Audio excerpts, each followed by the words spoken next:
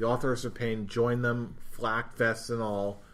They all come out and it turns into a 5-on-5 match. Everything's even now. Someone pointed out that the Authors of Pain were not on NXT for a while. They really haven't been doing much at all since they lost the straps.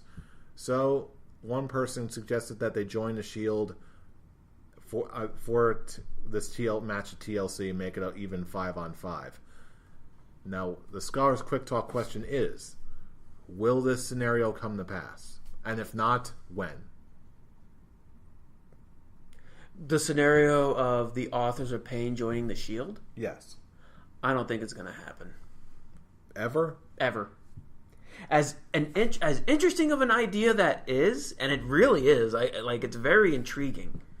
I see the Authors of Pain debuting on their own, becoming their own kind of legit threat. I don't see them being part of basically being muscle to three already established former world champions. Here's what I'm thinking. I wouldn't necessarily call them muscle because they're not actually aligning. They're only tagging with the Shield. They're not actually becoming a part of the team.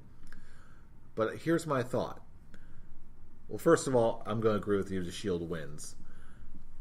But what if they don't? If they don't, which as much as I'm going to go with the Shield to win, I submit that there's a chance that they will lose. And the reason is, if they lose, that sends up the chances that the Authors of Pain show up after TLC.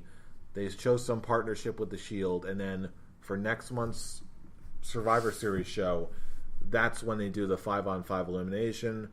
Team Miz and Strowman and Friends versus Shield and Authors of Pain. And that's when they do that match. I'm just not convinced. I feel like the Authors of Pain are just going to come up as straight up heels. I don't see them coming in as assistants for the Shield. I see them more coming in and attacking Seth and Dean because they're the tag team champions. But as part of a unit, no. And I'm convinced that it's going to be the Miz being the one to take the pin on this one. It's kind of like that because he's the one that kind of started this whole feud and put this whole feud in motion. And I just feel like poetic justice ending it with him getting the defeat. But if they choose to end it with this, but I don't know.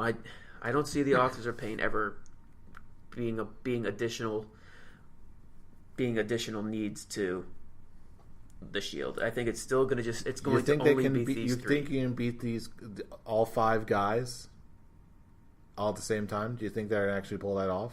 They defeated the entire Raw roster once. True, but now you're also talking about full power Braun Strowman with super over Miz, united Sheamus and Cesaro, and a returning Kane. That's a lot. And that's the whole point, to show how dominant this team really is. Also, Roman Reigns took four AAs, including one super AA. I'm not... And this is a TLC match. Which, it's the only match that has any kind of tables, ladders, and chairs. There's no table matches, there's no ladder matches, and there's no chairs matches. I actually like that. I like that the one and only match, the biggest match on this card, is the only TLC match. Which does make sense for effect.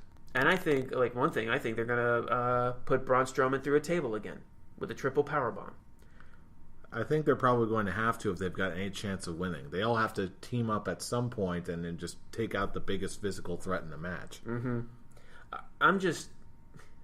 I love that they show that the odds are so stacked against them, but that's why I think they're going to just come out on top even harder.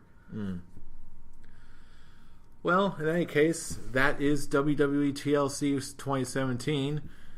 But now, speaking of tag matches, now we're tagging you, the internet wrestling community, in. So, of course, let us know what you think. Join in the conversation. Drop us a line at any number of places all across the internet. Before you do that, fool. Yes. We got to remember, there's one scholar missing.